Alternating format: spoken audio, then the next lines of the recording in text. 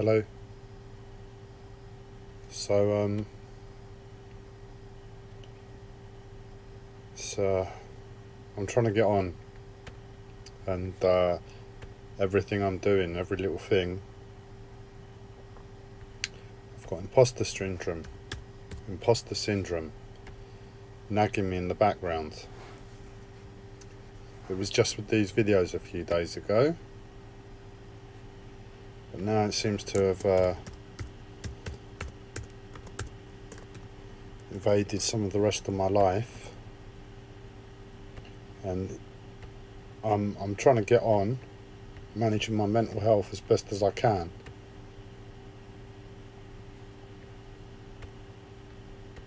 And I've got imposter syndrome in the background.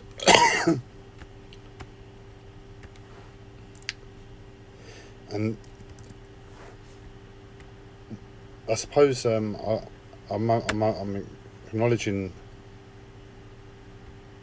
this now on live stream. It affects me in different ways.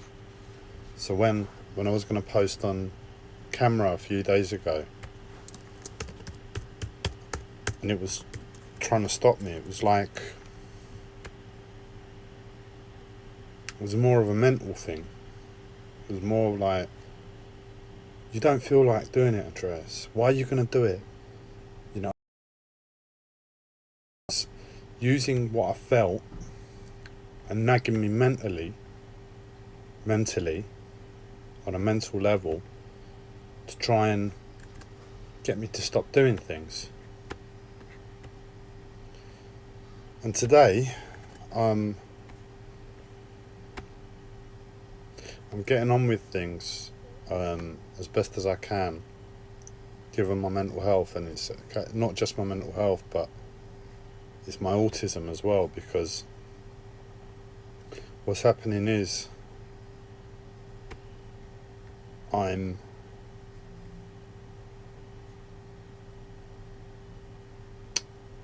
attempting to get on with my life, and I've got a lot of pressures on it at the moment, and I've got a lot of things I need to do, and ultimately I'd get on with them in a way that I'd choose, and a way that I'd apply my willpower, and I'd just get on with them.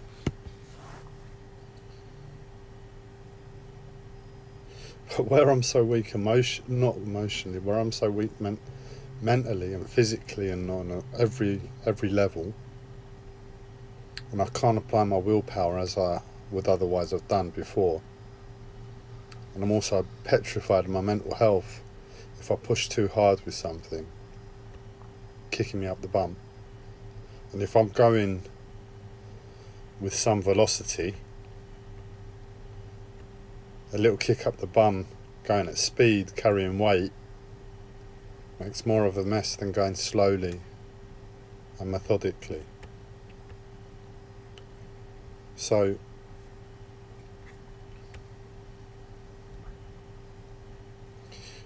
today, I was all prepared to go to the boat I've purchased. I need to begin work on it. It's a real big concern of mine. But my mental health has stopped me getting up at the time I would wish to get up today. And it's delayed me. And it's been doing this for the last year. It delays me, and it wants me to get up at after 11 o'clock every day.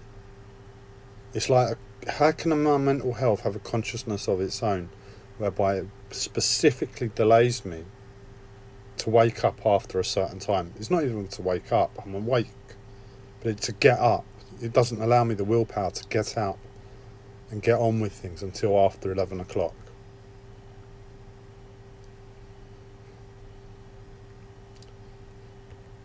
Now, I was really antagonised by it last year, and I've got a lot of trauma still in my system, in my head, in my brain, in my heart, in every part of me, about last year and the way it really antagonised me.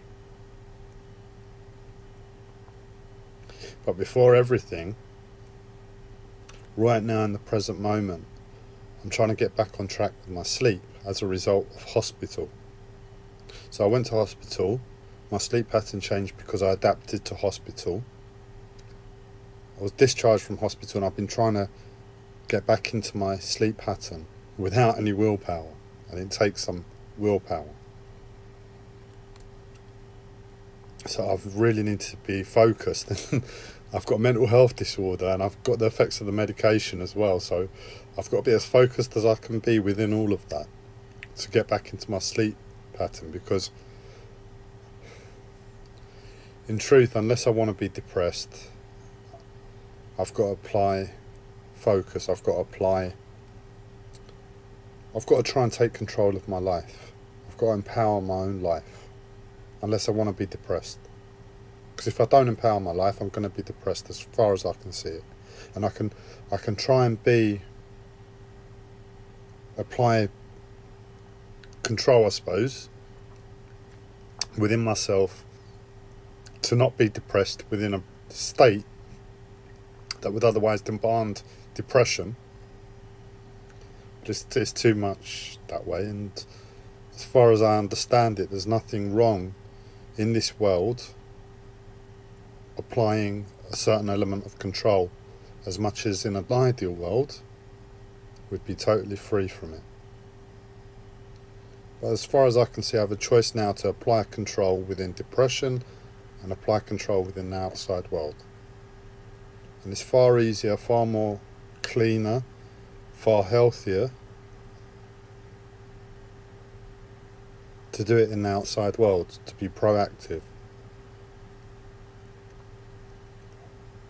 So what I'm having to do is remain, seeing all of those pressures on me, seeing my life, knowing my mental health, knowing sleep is the most important thing within all of that.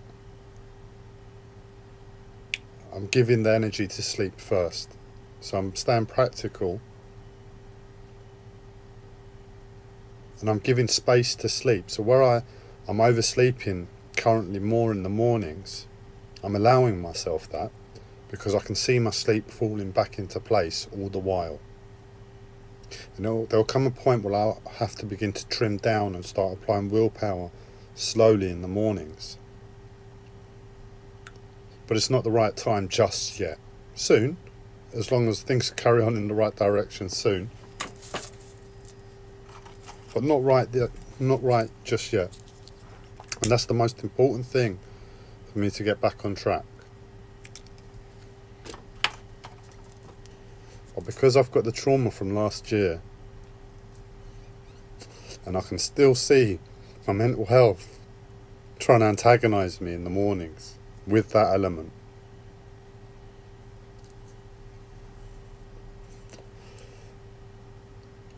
When I've got up today and I'm right, I'm not going to get worked up. I'm not going to be able to go to the boat today to get on with the work that's so important to my life, because I'm facing homelessness. It's that sort of pressure. And it's important I go there, but I woke up late, and that sort of put it into jeopardy whether I was going to go today. And I've woke up and I've been proactive. I've been getting on slowly with other important things that would otherwise take up my mind on another level. But it's not how I would prioritise it in an ideal world. And all the while I'm getting on with stuff, there's no rest in me. There's no ease in me. There's constant angst as a result of this imposter syndrome to what I'm doing. It's like, Andreas, what you're doing is wrong. You should be at the boat. Feel bad about it. Feel bad that you're weak. Feel bad that your mental health is won. Feel bad that your mental health was won. That's essentially what he's saying. Your mental health has won, you've lost. Your mental health has won, you've lost. And it's the whole fighting thing again.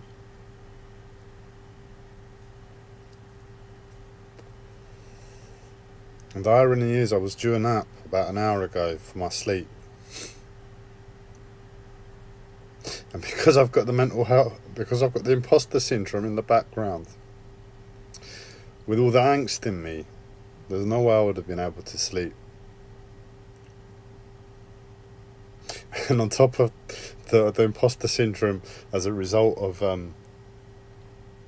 this morning and waking up as I did, it's trying to put more imposter syndrome on me because I'm not doing what I supposedly should be doing, and that is resting when I should. And it's trying to make me feel bad for that as well. But I've looked at the situation and I've thought, right, I know I'm not going to sleep now. I've got this thing, this angst, that if I give in to it, I'm going to scream and start smashing stuff. The best thing I can do is finish what I'm doing and use that as like a break, use that as a rest, use that as a breathing point to my own circumstance to say, right, I can breathe. I've done the work I've needed to do. I can breathe. Even though I can't within the imposter syndrome, and for those that you don't know, imposter syndrome it's not the right name for it. It's like imagine some element of you, whether it be from your mind, whether it be from your feelings, whether it be from your intuition to life, it makes you question yourself about what you're doing in every second. And I've had this my whole life. And it's really been applying it to my speech and these videos lately until I just said, fuck it, I don't give a fuck anymore. I'm gonna post all I fucking want, all the minutes that I want until you fuck off. Because it is really that limiting, that debilitating to life. That debilitating to health and healing and recovery.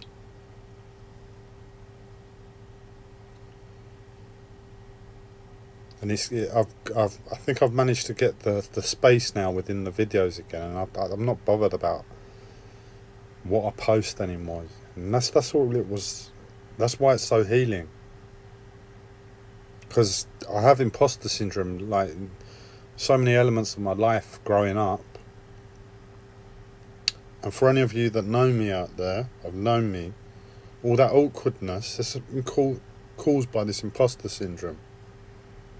This feeling that something's wrong, I'm not doing it the right way. And I'm not. Because I have a mental health disorder. And I have a mental health disorder that's controlling this imposter syndrome. And I have this mental health disorder that's very clever and very conscious, that's controlling this imposter syndrome, stopping me from healing, stopping me from recovering, stopping me from living.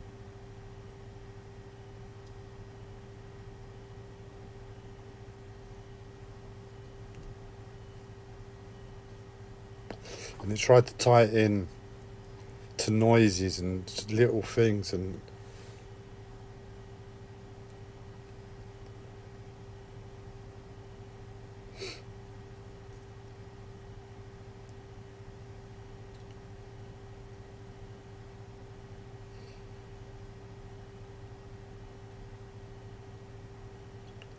after the video I posted yesterday, the depression that I spoke of yesterday, I think what it is, once you get on top of the imposter syndrome, you have to stay positive to be on top of it. Otherwise you fall into its trap of the admitting to yourself that you've lost. Because that's what it is. I've got a mental health disorder. Sorry, that's the door. I'm going to take a break. I'll pick you up in a second.